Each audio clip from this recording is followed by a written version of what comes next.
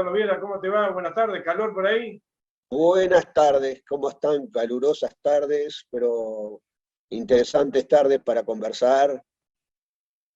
¿Cómo andamos por ahí, Néstor? ¿Bien? Ya estamos al aire, ya estamos al aire, ya estamos al aire. Bueno, muy bien. Ya estamos al aire, soy yo el que no Este, me había puesto el micrófono, mirá vos. las últimas palabras del Nino Pinto fueron muy interesantes, salvo cuando se refirió que él era un atrevido al hablar de economía porque venía a hablar yo de eso inmediatamente. Nino ha sido una persona que ha tenido que administrar, que ha tenido que aplicar conceptos económicos en su gestión, que por supuesto fue muy buena. Por lo tanto, además yo sostengo que el atrevimiento no es hablar de economía, el atrevimiento es decir cosas como que el Astori dejó un país fundido. Eso por más recibida y titulada que sea la ministra, no es de recibo, no es un atrevimiento, porque si un país prosperó en 15 años como nunca había prosperado en décadas de gobiernos blancos, colorados y de coalición blanca colorada últimamente, en los últimos años, bueno, ha sido en el gobierno del Frente Amplio donde efectivamente el salario real de la gente subió 60%, donde el nivel de producción del país, el Producto Bruto Interno, que estaba históricamente estancado o en descenso con la crisis muy importante que tuvimos en el 2002, ese Producto Bruto Interno creció también en el orden del 60%, cuando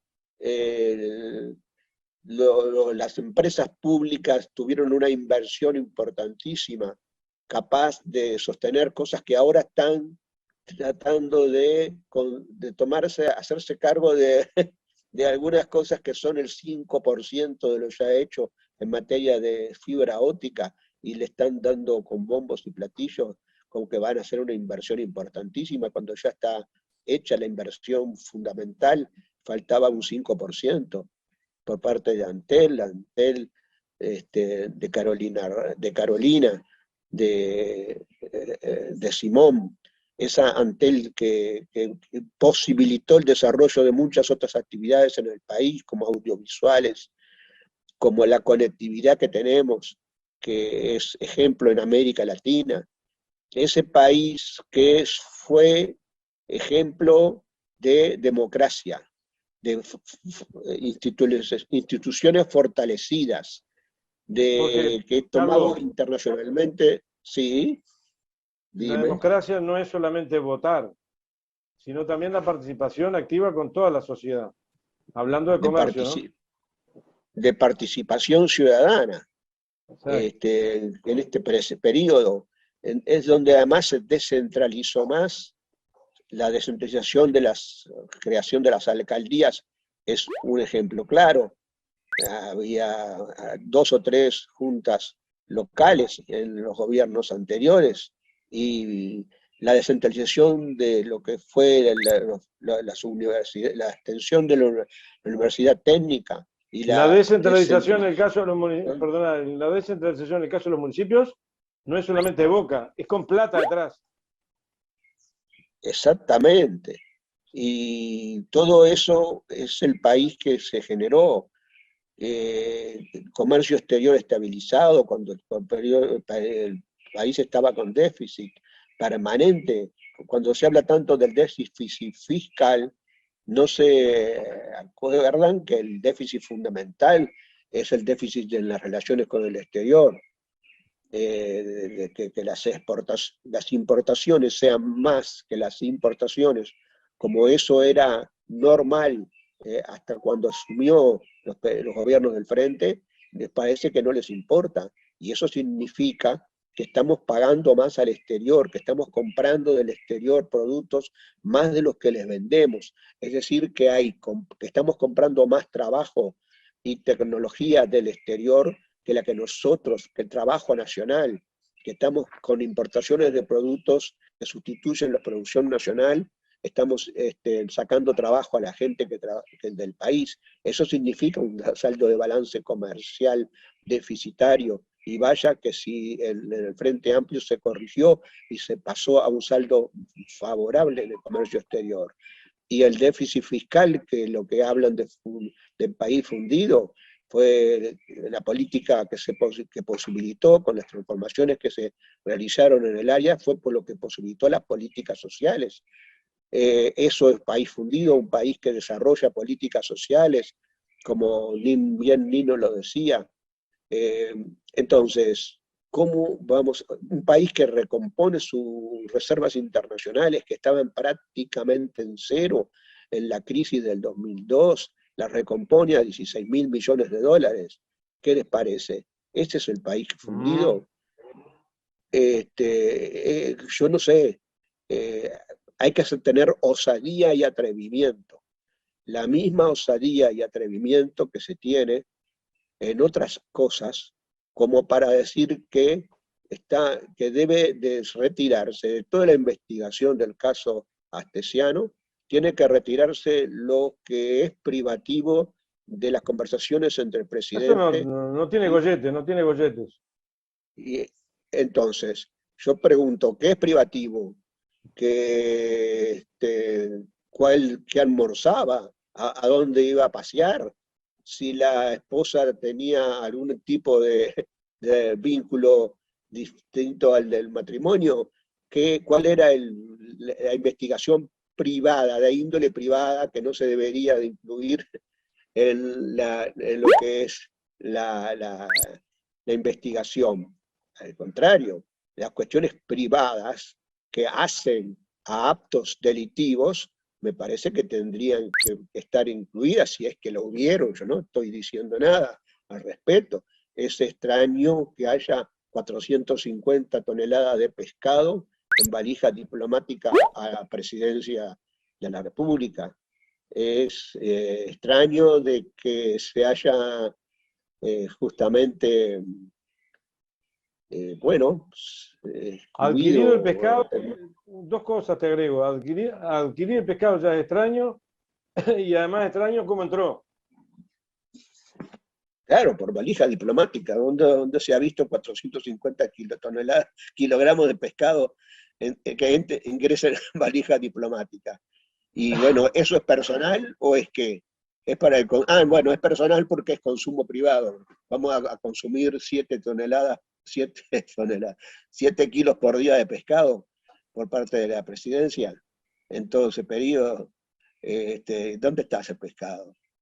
Eso es privado, eso no se debe investigar. Cuando se habla del uno, Luis, bueno, se ha dicho que ese Luis no es Luis, bueno, que se investigue.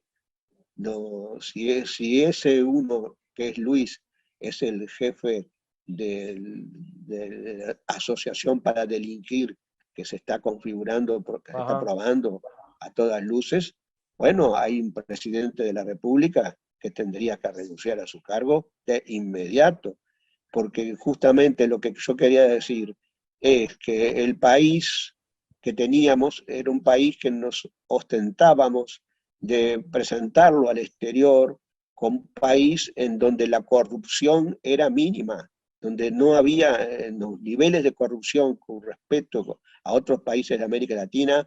Estábamos siempre en lugares avanzados en materia de falta, de carencia de corrupción, de ejercicio de la democracia, de instituciones transparentes. Estábamos a la cima de esos indicadores.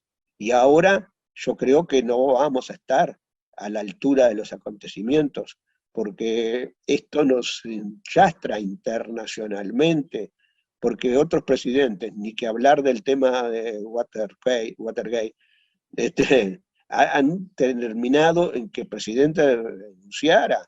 Le pasó a Estados Unidos, le pasó en Inglaterra. Caramba, hay cosas que realmente generan de ciertas sensibilidades que yo no puedo entender de que el pueblo uruguayo las esté perdiendo. Eso es lo que me considero como una aberración en este caso. De manera que yo entiendo de que acá hay, por parte del Poder Ejecutivo, en este momento, de la conducción político-económica general que hay en el país, hay una desidia, hay una situación de que justamente lejos del país que estaba prosperando y que estaba en un camino de mejora y que podían ensayarse políticas para el desarrollo, estamos en un país sin rumbo, que nos van a dejar también en un país con un salario real que no se, como dice Nino Pintos, no se va a poder recuperar. No hay posibilidades que con los indicadores ya establecidos en materia de la perspectiva de los aumentos de salarios no se van a poder recuperar, a menos que en el momento, en el año de las elecciones, se conceda un aumento de salario que va a ser después recibido, que indique como una demagogia en el sentido de no, el salario se ha recuperado. Cuando yo digo el salario tiene que tomarse siempre en términos de promedios, entre periodos, y no entre el momento de la recuperación. En ese momento no se puede medir el salario, porque en ese momento no se compran todos los bienes y servicios, se compran en el transcurso de los meses en que el salario tiene determinado nivel, y no en el mes en que se cobra el aumento de salario. En ese punto, en ese momento, ese día, seguramente se puede decir que se recuperó salario, pero no va a ser así en el transcurso de los meses siguientes, en que la inflación comienza a deteriorar el ajuste realizado. De manera que vamos a tener un país con salarios deprimidos a la baja, cuando recibieron un país con salarios persistentemente al alza. Eso vamos a tener. Vamos a tener un país con estancamiento productivo, con poca producción, porque no se ha avanzado mucho con respecto al periodo pre-pandemia, se recuperó algo de lo que se había perdido, bajado en el periodo de la pandemia, pero no hay perspectivas de que mejore sustancialmente, cuando ya he dicho que el año siguiente, el año que viene, va a ser muy difícil en materia de economía internacional para los países de Europa y periféricos. Así que estamos en una situación muy difícil, y encima de esa situación tan difícil, en ese deterioro de la imagen del país en que estamos sumidos, encima de todo eso, ahora vamos a estar colocados al borde del Mercosur, cuando el Mercosur fue un instrumento que tuvo sus sombras, sus luces y sombras, pero fue un instrumento valioso, generó el desarrollo de la industria láctea uruguaya, sin la cual, sin el Mercosur, yo afirmo, porque tengo estudios realizados, que la industria láctea uruguaya no se hubiese desarrollado de la manera que se desarrolló. Necesitábamos un mercado potente como el de Brasil, que se ampliaba la capacidad de demanda sobre el sector y que requería que el sector se modernizara y se respondiera en la medida que lo hizo.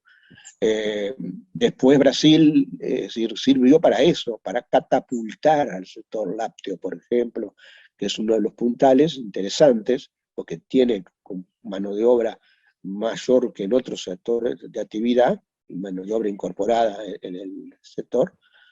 Y ese sector fue de los que Mercosur posibilitó las exportaciones con valor agregado, es decir, con trabajo incorporado, que hacemos al exterior, de productos uruguayos al exterior, van a Argentina y a Brasil, no van a ningún otro lado. Al otro lado van exportaciones de soja a granel, de carne congelada en gancho, de ese tipo de arroz con cáscara. No tenemos exportaciones que den trabajo a la gente. El desarrollo del sector servicios en Uruguay fue muy importante en los gobiernos del Frente, y las exportaciones de servicios fueron también importantes, también se catapultaron al alza, de manera que el país queda fuera del Mercosur. Entonces ahí va a haber muchas dificultades para muchas empresas que se han consolidado en esas exportaciones a Argentina y Brasil, que ahora van a tener muchas dificultades, porque estar fuera del Mercosur es necesariamente que para entrar a Argentina y Brasil vamos a tener que pagar aranceles. Y me van a decir, me van a poner fuera del Mercosur para ponernos en la Unión Transpacífico. Señores, los acuerdos de libre comercio tienen una peculiaridad. Son acuerdos de integración regional, en donde la región, es decir, la forma de llegar de un país al otro con escaso valor de flete es importante.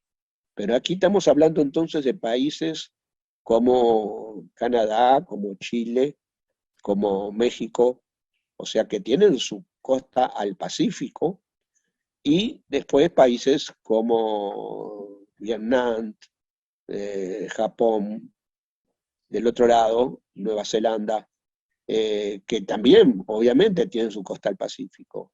Y entonces la proximidad, aquí tendríamos que dar toda la vuelta por el estrecho de Magallanes con las mercaderías, o cruzar la cordillera por tierra para llegar con nuestros productos al Pacífico.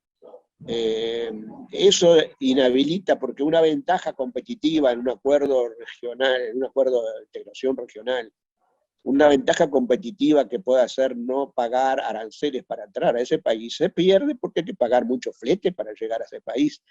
Entonces, es el ABC, pero lo que pasa es que es un Carlos, atrevimiento, un nuevo atrevimiento, decirle a los del Mercosur, yo no les hago nada, yo tengo derechos, cuando realmente se está quebrantando reglamentaciones claras.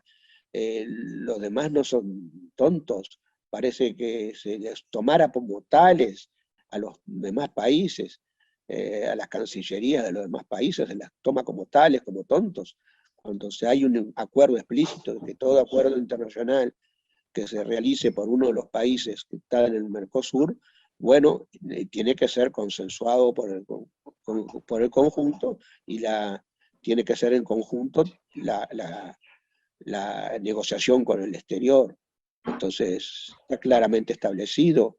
¿Qué más quieren? Bueno, Uruguay no se aparta, se abre solo. Bueno, aténgase, señor, a las consecuencias y no sea atrevido.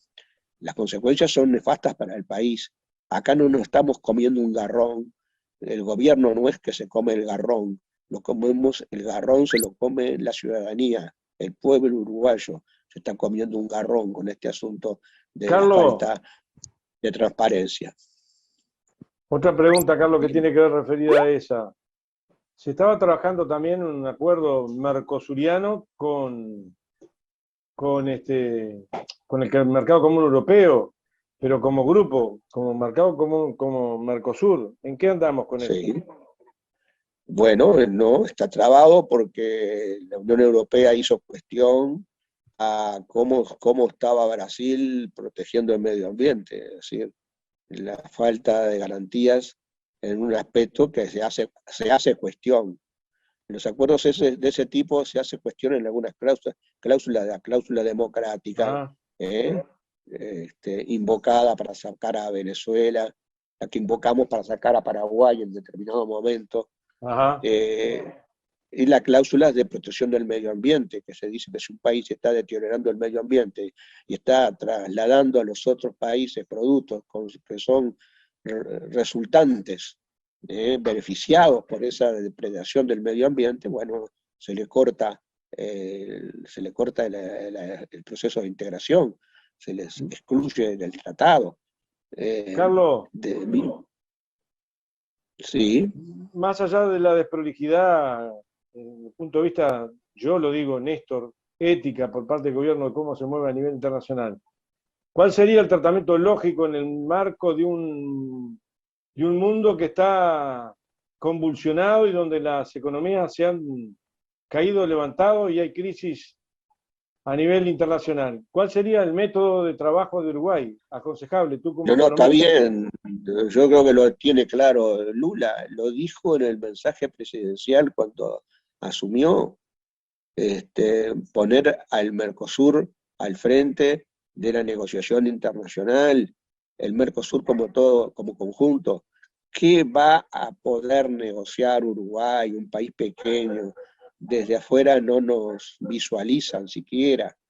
Eh, ¿Qué, no, ¿Qué va a poder negociar Uruguay? ¿Qué capacidad de negociación tiene? Ni siquiera tiene equipos técnicos como puede tener Chile para negociar internacionalmente, ni siquiera tiene capacidad de volumen para llenar un container con frutilla de calidad uniforme. Uruguay tiene dificultades, entonces no puede exportar frutilla a determinados lugares porque no hay producción. Entonces, con esas condiciones, ¿qué vamos a poder negociar?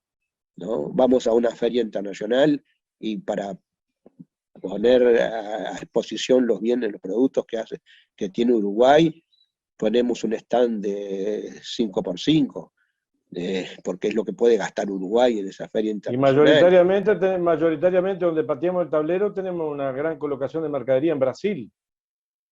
Exactamente, lo que estaba, mercadería que se coloca con mayor componente de valor agregado que la que exportamos a otros países del mundo. Ya digo, los otros países del mundo nos compran productos sin elaboración, granos, carne vacuna.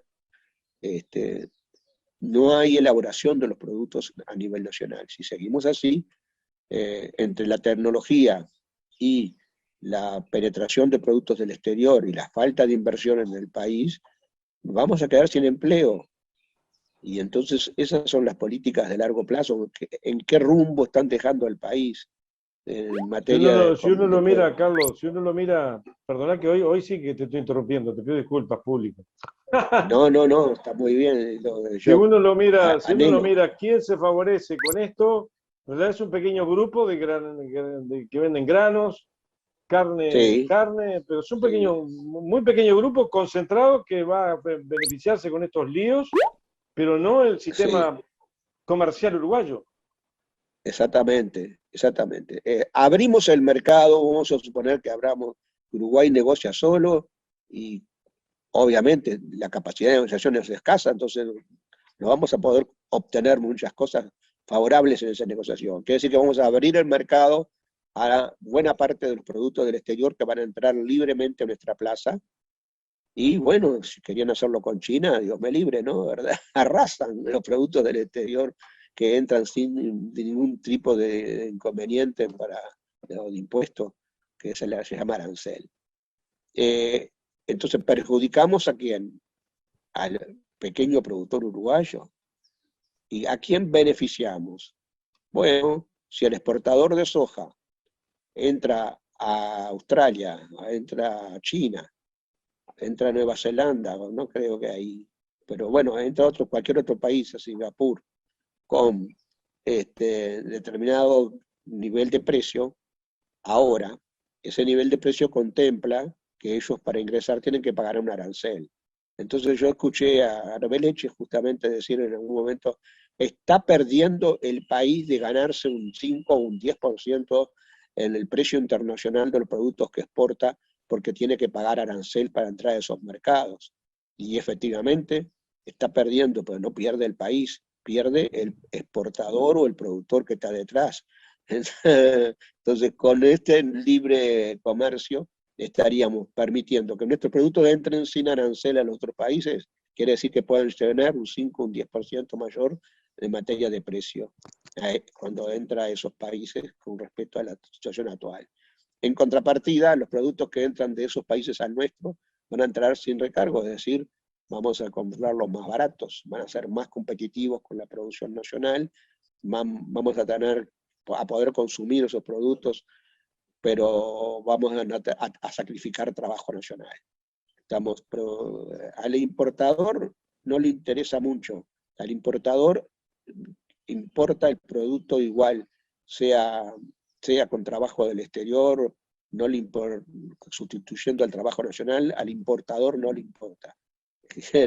Valga la redundancia. Sí, sí, claro. El importador está bien, el gran productor de soja y exportador de soja, carne, arroz, etcétera, está bien, ahí gana.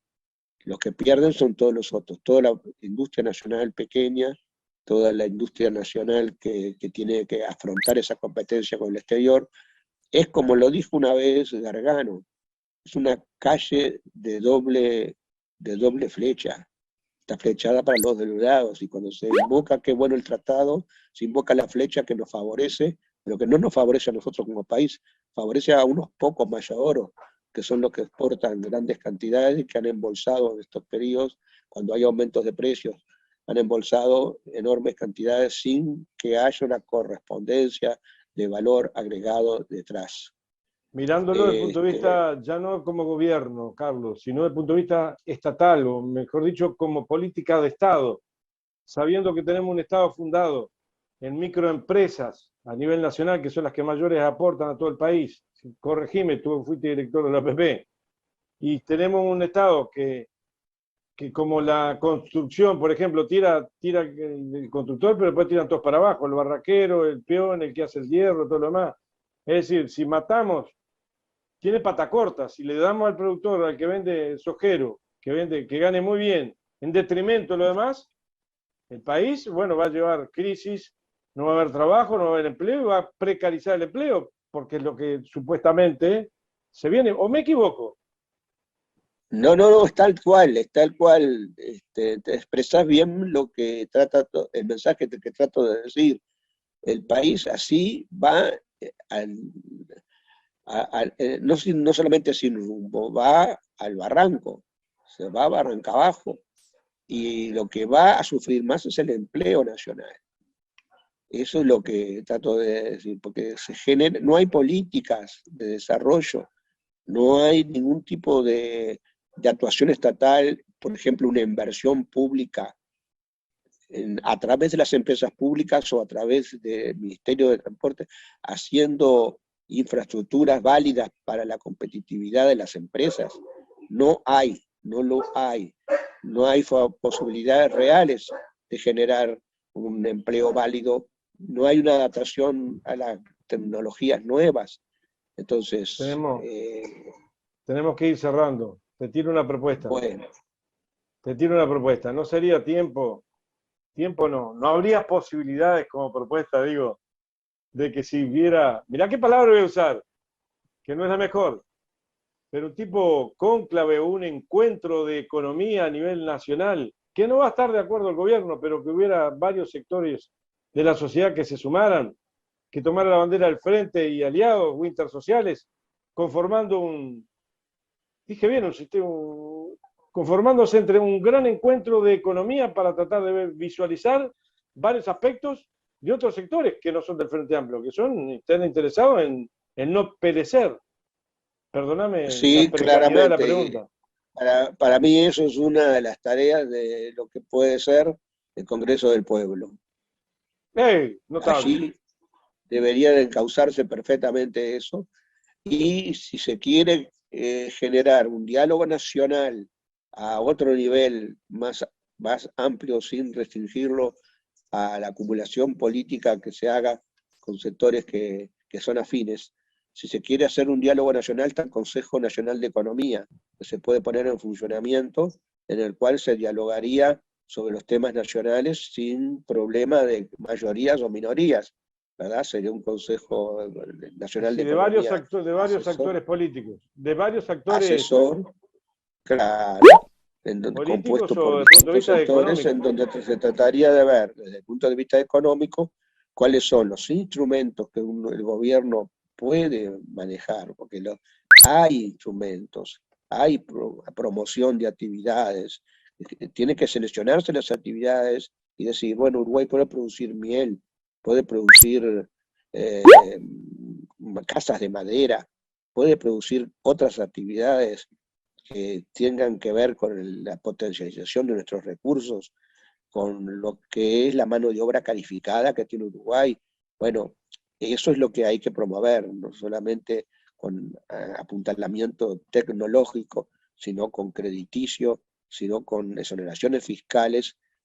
Todas esas cosas sí hay que hacerlas. Existen instrumentos, o instrumentos monetarios también existen. De manera que eso es posible. No hay solamente que esperar que la mano invisible del mercado sea la que determine el cauce que vamos a llevar la economía. Así estamos. En ese derrotero estamos.